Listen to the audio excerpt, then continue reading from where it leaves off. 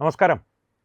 ഉത്തരേന്ത്യയിൽ നിന്ന് വീണ്ടും ഒരു ഗ്രൂമിംഗ് ജിഹാദിൻ്റെ കഥ പുറത്തു വരികയാണ്. വളരെ വിവാദമായി തന്നെ അതവിടെ കത്തിപ്പടരുകയാണ്. ഈ വിവാദത്തിലെ നായിക ഇന്ന് നമ്മളോടൊപ്പം ഇല്ല, ദൗർഭാഗ്യവശാൽ. നന്ദിനി ബസാമിയ എന്നൊരു പെൺകുട്ടിയാണ്. 21 വയസ്സേ ഉണ്ടായിരുന്നുള്ളൂ. കഴിഞ്ഞ വർഷം 2025 ഗുജറാത്തിൽ ആം ആദ്മി പാർട്ടിയുടെ സ്ഥാനാർത്ഥിയായി മുനിസിപ്പൽ തിരഞ്ഞെടുപ്പിൽ മത്സരിച്ച ഒരു പെൺകുട്ടിയായിരുന്നു. വളരെ മിടുക്കിയായ ഒരു പെൺകുട്ടിയായിരുന്നു എന്നാണ് നന്ദിനിയോട് അടുത്ത വൃത്തങ്ങൾ പറയുന്നത്. സുഹൃത്തുക്കളും ബന്ധുക്കളും എല്ലാം പറയുന്നത് വളരെ കഴിവുള്ള, എപ്പോഴും വളരെ ഊർജ്ജസ്വലയായി കാണപ്പെടുന്ന ഒരു പെൺകുട്ടിയായിരുന്നു. പക്ഷേ ആം ആദ്മി പാർട്ടിയിൽ ചേർന്ന് തിരഞ്ഞെടുപ്പിൽ മത്സരിച്ചതിനെ തുടർന്ന് അസ്ലം എന്നൊരു മുസ്ലിം യുവാവുമായി പ്രണയത്തിലാവുകയും വീട്ടുകാർ ആ ബന്ധത്തെ എതിർത്തപ്പോൾ വീട്ടിൽ നിന്നിറങ്ങി അസ്ലമിനോടൊപ്പം പോവുകയും ഇപ്പോൾ ആത്മഹത്യ ചെയ്യുകയും ചെയ്തിരിക്കുന്നു. അച്ഛൻ എഴുതി വെച്ച ആത്മഹത്യാക്കുറിപ്പിൽ വളരെ വേദനയോടെ ആ പെൺകുട്ടി എഴുതി വച്ചിരിക്കുന്നത്, അച്ഛാ എന്നോട് ക്ഷമിക്കൂ, ജീവിത പോരാട്ടത്തിൽ ഞാൻ തോറ്റുപോയിരിക്കുന്നു എന്നാണ്. വളരെ മനോവേദനയോടുകൂടിയാണ് ആ പെൺകുട്ടി അത് എഴുതി വച്ചിരിക്കുന്നത്. പക്ഷേ കഴിഞ്ഞ കുറേ കാലങ്ങളായി അസ്ലമിൻ്റെ വീട്ടുകാർ തന്നെ ഉപദ്രവിക്കുന്നു, തൻ്റെ ഗർഭപാത്രം നീക്കം ചെയ്യിപ്പിച്ചു, തൻ്റെ ആഭരണങ്ങളെല്ലാം പണയം വെച്ചു, നിരന്തരം തന്നെ പീഡിപ്പിക്കുന്നു തുടങ്ങിയ ഒരുപാട് പരാതികൾ ആ പെൺകുട്ടിയിൽ നിന്നുണ്ടായിരുന്നു. ഒരുപക്ഷെ വീട്ടുകാരുടെ ക്രിയാത്മകമായിട്ടുള്ള ഇടപെടൽ ഉണ്ടായിട്ടുണ്ടോ, അതോ ഉണ്ടായിട്ടും ഫലമൊന്നും കണ്ടില്ലേ എന്നുള്ളത് ഇനി പുറത്തു വരുവാനുള്ള വിവരങ്ങളാണ്. എന്തായാലും നന്ദിനി ബസാമിയ ഇന്ന് നമ്മളോടൊപ്പം ഇല്ല. ഒരു ലവ് ജിഹാദ്, ഒരു ജീവൻ കൂടി ബലി വാങ്ങിയിരിക്കുന്നു.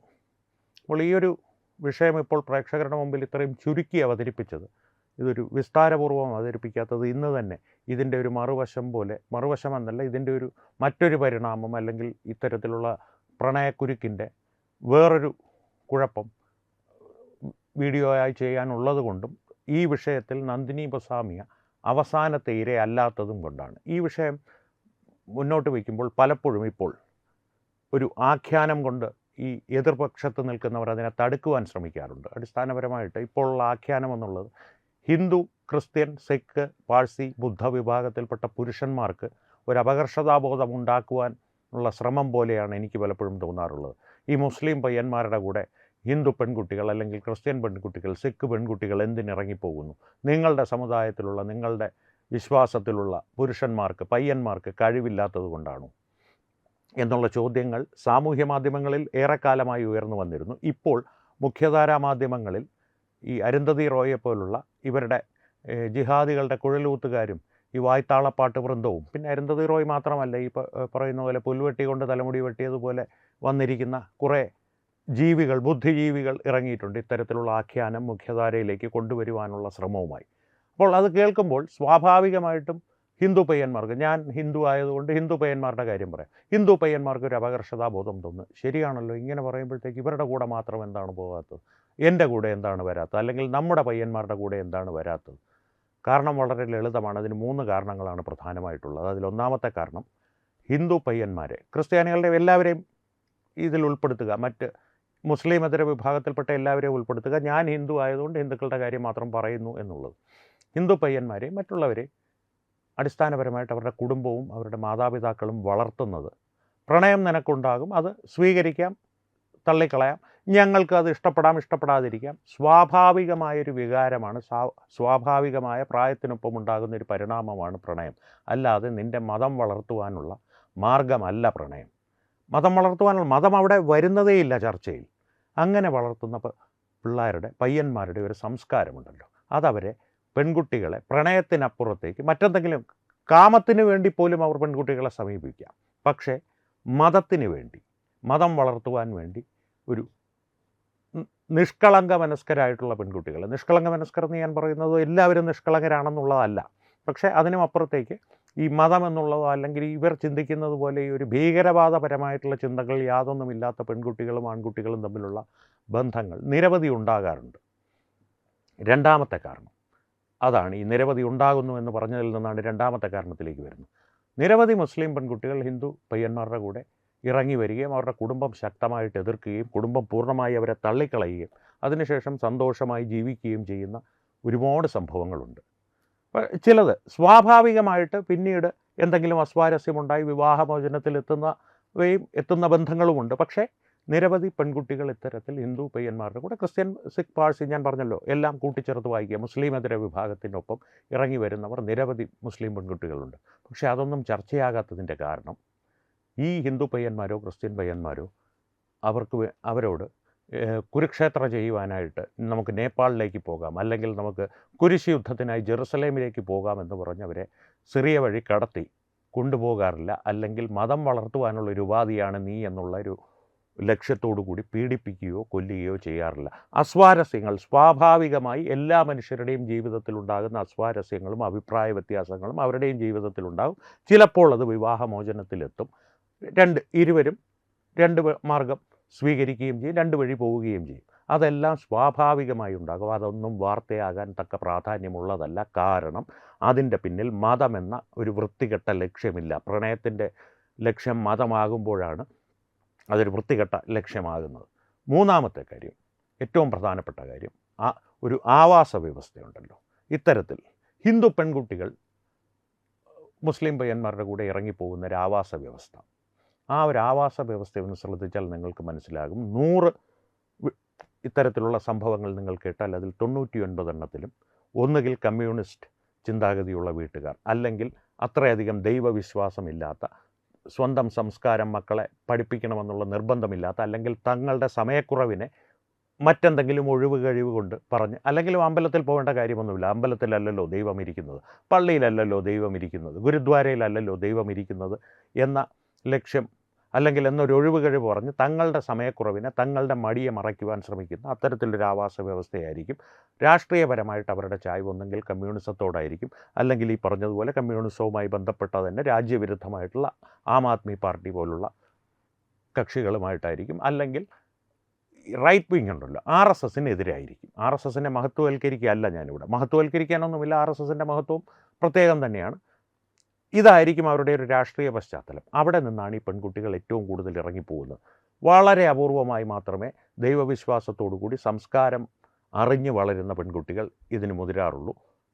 അഥവാ ഏതെങ്കിലും ഒരു അബദ്ധത്തിൽ അവർ ചെന്ന് ചാടിയാൽ അവരിൽ 4 പേർ പോയാൽ 3 പേർ തിരിച്ചു വന്ന തെറ്റ് മനസ്സിലാക്കി, അല്ലെങ്കിൽ അബദ്ധം മനസ്സിലാക്കി അത് ഉപേക്ഷിച്ച് ധൈര്യപൂർവ്വം തിരിച്ചു വന്ന സംഭവങ്ങളുമുണ്ട്. പല ആർഷവിദ്യാ സമാജത്തിൻ്റെയൊക്കെ വീഡിയോ കണ്ടാൽ തന്നെ നിങ്ങൾക്ക് മനസ്സിലാവും. സധൈര്യം മടങ്ങി വന്ന, അല്ലെങ്കിൽ ആ ഒരു മാർഗം, മടങ്ങി വരുവാനുള്ള മാർഗം സ്വീകരിക്കുവാൻ സധൈര്യം തയ്യാറായി അതിലൂടെ, ആ മാർഗത്തിലൂടെ മടങ്ങി വന്ന പെൺകുട്ടികളെ നിങ്ങൾക്ക് കാണുവാൻ സാധിക്കും, അവരുടെ ചരിത്രം അറിയുവാൻ സാധിക്കും. അതുകൊണ്ട് ഹിന്ദു പയ്യന്മാരും ക്രിസ്ത്യൻ പയ്യന്മാരും ഒരു കാര്യം മനസ്സിലുറപ്പിക്കുക, നിങ്ങളുടെ കഴിവുകേടല്ലിത്. നിങ്ങളെ അത്ര വൃത്തികെട്ട രീതിയിൽ കുഞ്ഞു നാൾ മുതൽ മതം പഠിപ്പിച്ച് മതമാണ് പ്രശ്നം എന്ന് വളർത്താത്തതിൻ്റെ കുഴപ്പമാണ്. അടിസ്ഥാനപരമായിട്ട് അപ്പുറത്ത് നിൽക്കുന്നവൻ്റെ കഴിവല്ല. പെൺകുട്ടികൾ പലപ്പോഴും ട്രെൻഡിൻ്റെ പുറകെ പോകുന്നതാണ്. അവിടെയാണ് ഈ മൂന്നാമത്തെ കാരണത്തിൻ്റെ ഒരു ഉപവിഭാഗം വരുന്നത്. ഇതൊരു ട്രെൻഡാക്കി വളർത്തിയെടുക്കും. ഇൻസ്റ്റാഗ്രാമിൻ്റെയും ടിക്ടോക്കിൻ്റെയും ഒക്കെ ഈ കാലത്ത്, സാമൂഹ്യ മാധ്യമങ്ങളുടെ ഈ കാലത്ത്, ഞാൻ നേരത്തെ പറഞ്ഞതുപോലെ പുല്ല് വെട്ടിക്കൊണ്ട് തലമുടി വെട്ടിയതുപോലെ ഇരിക്കുന്ന കുറേ ബുദ്ധിജീവികളുണ്ടല്ലോ. അടിസ്ഥാനപരമായിട്ട് സമൂഹത്തിൽ എപ്പോഴും കുഴപ്പങ്ങളുണ്ടാകണം, അരാജകത്വം നിറഞ്ഞിരിക്കണം, അല്ലെങ്കിൽ ജിഹാദികൾക്ക് കുഴലൂത്ത് നടത്തി നമ്മുടെ ദൈനംദിന ഉപജീവനം അനാമനാഥം തൃപ്തി സുഭിക്ഷമായി നടക്കണമെന്ന് വിചാരിക്കുന്ന അരുന്ധതി റോയ് മുതൽ മറ്റ് നൂഡിൽസ് തലമുടികാരികളെപ്പോലെയുള്ളവരെല്ലാവരും വന്നിരുന്ന് ഇതൊരു ട്രെൻഡാണ്. മുസ്ലിം പയ്യന്മാരോടുള്ള പ്രണയം എന്ന് പറയുന്ന ട്രെൻഡല്ലേ. ഇൻസ്റ്റാഗ്രാമിൽ ആ റീലുകൾക്ക് ആസൂത്രിതമായി, അത്തരത്തിൽ മുസ്ലിം പയ്യന്മാരുടെ കൂടെ ചെയ്യുന്ന റീലുകൾക്ക് ആസൂത്രിതമായി ലൈക്കും ഷെയറും വളരെയധികം ലഭിക്കും. അതിന് തന്നെ ഒരു ആസൂത്രിത രൂപമുണ്ട്, അല്ലെങ്കിൽ ഒരു ആസൂത്രിത സ്വഭാവമുണ്ട്. അത് ശ്രദ്ധിച്ചാൽ മനസ്സിലാവും. നാം ഒന്ന് മനസ്സിരുത്തി ചിന്തിക്കണമെന്ന് മാത്രം. ഇതിനൊരു വലിയ 180 IQ ഒന്നും വേണ്ട, യാതൊരു ആവശ്യവുമില്ല ഇതിന്. സാമാന്യബോധം മതി. പക്ഷേ നാം ഒന്ന് സമയം ചിലവഴിക്കണം. ഒരല്പം സമയം ചിലവഴിച്ച് ചിന്തിച്ചാൽ കൃത്യമായി മനസ്സിലാകും ഇതിൻ്റെ പിന്നിലുള്ള കളി എന്താണ് ഇതിൻ്റെ പിന്നിലുള്ള ആസൂത്രണ സ്വഭാവം, എന്തിനു വേണ്ടിയിട്ടാണ് ഈ ജിഹാദികൾ ഇത്തരത്തിൽ ആസൂത്രിതമായി ഇറങ്ങുന്നത്. അടിസ്ഥാനപരമായിട്ട് കാഫറുകളെ ഏത് തരത്തിലും ഇല്ലാതാക്കുക, കാഫറുകളുടെ പെൺകുട്ടികളെ അടിമകളാക്കുക, അവരെ ഭോഗിക്കുക, അവരെ ഉപയോഗ വസ്തുക്കളായി മാത്രം കാണുക. അടിസ്ഥാനപരമായിട്ട് അവർ സ്ത്രീകളെല്ലാം ഉപഭോഗ വസ്തുക്കളായിട്ടാണ്, കൃഷിയിടങ്ങളായിട്ടാണ് കാണുന്നത്. അത് മറ്റൊരു കാര്യം.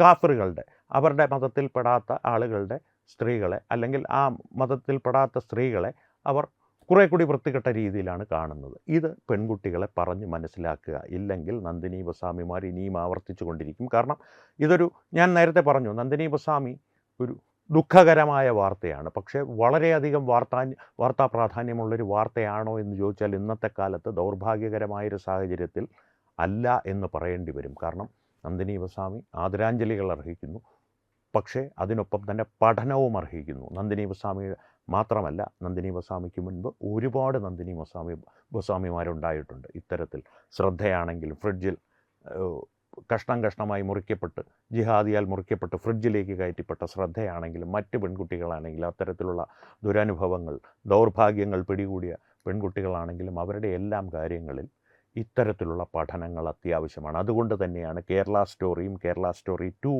പോലുള്ള ചലച്ചിത്രങ്ങൾ മലയാളികൾ കാണുന്നതിൽ നിന്ന് ഈ ഒരു ആവാസ വ്യവസ്ഥ, ജിഹാദികൾക്ക് കുഴലൂതുന്ന ആവാസ വ്യവസ്ഥ ഏകീകൃതമായി തടയുന്നത്. ഒരു കാര്യം കൂടി പറഞ്ഞുകൊണ്ട് അവസാനിപ്പിക്കാൻ, ഞാൻ പറഞ്ഞല്ലോ ഈ വളർന്നു വരുന്ന സാഹചര്യങ്ങളുടെ പ്രത്യേകത കൊണ്ടാണ് പലപ്പോഴും 99% ഹിന്ദു പെൺകുട്ടികളും ഇറങ്ങിപ്പോകുന്നത്, ഇത്തരത്തിലുള്ള കെണികളിൽ വീഴുന്നതെന്ന്. അതിന് 2 ഉദാഹരണങ്ങൾ കൂടി പറഞ്ഞു നിർത്താം. 2 ഉദാഹരണങ്ങളിലും പ്രമുഖരായ വ്യക്തികളാണ്. അവരുടെ പേര് ഞാൻ പറയില്ല, പക്ഷേ പ്രേക്ഷകർക്ക് കൃത്യമായി മനസ്സിലാക്കാം. ആദ്യത്തെ വ്യക്തി BJPയുമായി ബന്ധമുള്ള ഒരാളാണ്. അപ്പോൾ ഞങ്ങൾ ചോദിക്കും, അല്ല അങ്ങനെയുള്ള ആവാസ വ്യവസ്ഥയിൽ നിന്ന് പോകില്ല എന്നല്ലേ പറഞ്ഞത്? പോകില്ല എന്ന് ഞാൻ പറഞ്ഞില്ല, അപൂർവമായേ പോകാറുള്ളൂ. തന്നെയുമല്ല, ഇനി മുന്നോട്ട് പറയാൻ പോകുന്ന കാര്യങ്ങൾ കേൾക്കുമ്പോൾ നിങ്ങൾക്കത് വ്യക്തമാകുമെന്ന് കരുതുന്നു. BJPയിൽ ഏറെക്കാലമായി LK അദ്വാനിയുടെ കാലത്ത് തന്നെ, LK അദ്വാനി BJPയിൽ രഥയാത്രയൊക്കെ നടത്തുന്ന കാലത്ത് തന്നെ ബോളിവുഡിലെ ഒരു പ്രമുഖ നടൻ അദ്ദേഹത്തെ ഇഷ്ടപ്പെട്ട് അദ്ദേഹത്തിൻ്റെ ആരാധകനായി BJPയെ പിന്തുണയ്ക്കുന്ന ഒരു വ്യക്തിയായി മാറിയിരുന്നു, അനുഭാവിയായി മാറിയിരുന്നു. BJP പ്രവർത്തകനായി മാറി. BJPക്ക് വേണ്ടി നിരവധി തിരഞ്ഞെടുപ്പുകളിൽ മത്സരിച്ച് ഒടുവിൽ നരേന്ദ്രമോദിയുടെ കാലമായപ്പോൾ ഒരു അർഹിക്കുന്ന പദവി നൽകി. പക്ഷേ അദ്ദേഹത്തിന് ആഗ്രഹിച്ച പദവി ലഭിച്ചില്ല. അതുകൊണ്ട് അദ്ദേഹം BJP വിട്ട് തൃണമൂൽ കോൺഗ്രസ്സിൽ ചേർന്നു. തൃണമൂൽ കോൺഗ്രസ്സിൽ അദ്ദേഹം ചേർന്ന് 2 വർഷങ്ങൾക്കുള്ളിൽ അദ്ദേഹത്തിന് 3 മക്കളാണ്, 2 ആൺമക്കളും ഒരു പെൺകുട്ടിയും. ആ പെൺകുട്ടിയും ഒരു സിനിമാ താരമാണ്. അദ്ദേഹം തൃണമൂൽ കോൺഗ്രസ്സിൽ ചേർന്ന് 2 വർഷങ്ങൾക്കുള്ളിൽ ആ പെൺകുട്ടി അറിയപ്പെടുന്നൊരു ജിഹാദിയെ, രാഷ്ട്രീയക്കാരനായ ഒരു ജിഹാദിയെ വിവാഹം കഴിച്ചു. അദ്ദേഹത്തിനും കുടുംബത്തിനും അത് ഒട്ടും ഇഷ്ടമായിരുന്നില്ല. വിവാഹത്തിൽ പോലും അദ്ദേഹത്തിൻ്റെ 2 ആൺമക്കൾ പങ്കെടുത്തില്ല. പക്ഷേ അദ്ദേഹത്തിൻ്റെ രാഷ്ട്രീയം കാരണം അദ്ദേഹം വന്ന് മുഖം കാണിക്കുവാൻ നിർബന്ധിതനായി. അതിനുശേഷമാണ് തൃണമൂൽ കോൺഗ്രസിൻ്റെ തകർച്ച തുടങ്ങിയത്. അദ്ദേഹം ആണ് അതിന് കാരണമെന്നല്ല ഞാൻ പറയുന്നത്. ഈ ആവാസ വ്യവസ്ഥയുടെ വ്യത്യാസം എപ്പോൾ വന്നോ അപ്പോൾ ജിഹാദികൾ അദ്ദേഹത്തിൻ്റെ കുടുംബത്തിൽ കയറിക്കൂടി എന്ന് പ്രേക്ഷകരോട് സൂചിപ്പിക്കുവാൻ മാത്രം. 2ാമത്തെ വ്യക്തിയുടെ കാര്യം കേരളത്തിൽ നിന്നാണ്. കോൺഗ്രസ്സുകാരനാണ്, MLA, പലതവണ MLA ആണ്. ഇപ്പോഴുള്ള കാര്യം ഞാൻ പറയുന്നില്ല, കാരണം ഒരുപാട് വ്യക്തിപരമായി പോവും. പലതവണ നിയമസഭാ സാമാജികനായി ജയിച്ച് നിയമസഭയിൽ എത്തുകയും മന്ത്രിയാവുകയും ഒക്കെ ചെയ്തൊരു വ്യക്തിയാണ്. അദ്ദേഹത്തിൻ്റെ മകൾക്കും ഇത്തരത്തിലൊരു ദുരനുഭവം ഉണ്ടായി. പക്ഷേ ഭാഗ്യവശാൽ അദ്ദേഹം ഈ കോൺഗ്രസിൻ്റെ ആവാസ വ്യവസ്ഥയ്ക്ക് അപ്പുറത്തേക്ക് കടന്നു ചിന്തിച്ച് ആർഷവിദ്യാ സമാജത്തിൻ്റെ സഹായം തേടുകയും ആ പെൺകുട്ടിയെ വിജയകരമായി തിരികെ കൊണ്ടുവരികയും ആ പെൺകുട്ടി തെറ്റ് മനസ്സിലാക്കി, അല്ലെങ്കിൽ താൻ വീണ കെണിയുടെ ഒരു അപകടം മനസ്സിലാക്കി, അല്ലെങ്കിൽ ഒരു ഭീകരത മനസ്സിലാക്കി ആ തെറ്റ് തിരുത്തുകയും ഇന്ന് വിവാഹം ചെയ്ത് നല്ലൊരമ്മയായി, നല്ലൊരു പൊതുപ്രവർത്തകയായി, അല്ലെങ്കിൽ അവരുടെ കർമ്മമേഖലയിൽ വളരെ സജീവമായി കാര്യക്ഷമമായി പ്രവർത്തിച്ചുകൊണ്ട് സന്തോഷത്തോടു കൂടി ജീവിക്കുന്നു. അദ്ദേഹം ആ തെറ്റ് തിരുത്തിയതുകൊണ്ട് ഇവിടെ 2 ആവാസ വ്യവസ്ഥകളുടെ ഉള്ളിൽ നിന്ന്, അല്ലെങ്കിൽ ഒരു ചിന്താധാര, നമ്മുടെ കുടുംബത്തിൽ കുട്ടികൾക്ക് നാം പകർന്നു കൊടുക്കുന്ന അറിവുകളുടെ ഒരു പ്രശ്നം, അല്ലെങ്കിൽ അവർ കണ്ടു വളരുന്ന ഒരു സാഹചര്യത്തിൻ്റെ പ്രശ്നമാണ് ഞാൻ നിങ്ങളോട് ചൂണ്ടിക്കാണിക്കുവാൻ ആഗ്രഹിച്ചത്. അതുകൊണ്ടാണ് ഈ 2 ആളുകളുടെയും പേര് പറഞ്ഞത്. 2ാമത്തെ ആളെ നിങ്ങൾക്ക് അത്ര എളുപ്പം പിടികിട്ടണമെന്നില്ല, പക്ഷേ ആദ്യത്തെ ആളെ വളരെ എളുപ്പം മനസ്സിലാകും. പക്ഷേ പേര് ഞാൻ പറയുന്നില്ല, പ്രേക്ഷകർ തന്നെ കണ്ടെത്തുക. ഈ വിഷയത്തെക്കുറിച്ച് നിങ്ങളുടെ അഭിപ്രായങ്ങൾ തീർച്ചയായും കമൻറ്റുകളിലൂടെ ഞങ്ങളുമായി പങ്കുവയ്ക്കുക. ഒപ്പം ഈ വീഡിയോ ലൈക്ക് ചെയ്യുക, തീർച്ചയായും നിങ്ങളുടെ പ്രിയപ്പെട്ടവരുമായി ഷെയർ ചെയ്യുക. ഒപ്പം തത്വമി ന്യൂസിൻ്റെ യൂട്യൂബ് ചാനൽ നിങ്ങൾ സബ്സ്ക്രൈബ് ചെയ്തിട്ടുണ്ടെന്ന് ഉറപ്പുവരുത്തുക. അപ്പോൾ സംവാദങ്ങൾ തുടരട്ടെ. വീണ്ടും കാണാം. നന്ദി, നമസ്കാരം. HIV അണുബാധ സന്തോഷപൂർണമായ ഒരു ജീവിതത്തിന് തടസ്സമല്ല. HIV അണുബാധയ്ക്ക് ഫലപ്രദമായ ചികിത്സ ഇന്ന് ലഭ്യമാണ്. ഇതിന് യഥാസമയം അണുബാധ കണ്ടെത്തുന്നതും കാലേക്കൂട്ടി ചികിത്സ നടത്തേണ്ടതും അത്യാവശ്യമാണ്. സൗജന്യമായ ചികിത്സയും മാർഗനിർദ്ദേശങ്ങളും സർക്കാർ ആശുപത്രികളിലെ ART അഥവാ ഉഷസ് കേന്ദ്രങ്ങളിൽ ലഭ്യമാണ്. ആരോഗ്യ സംരക്ഷണം ഓരോരുത്തരുടെയും ഉത്തരവാദിത്തമാണ്.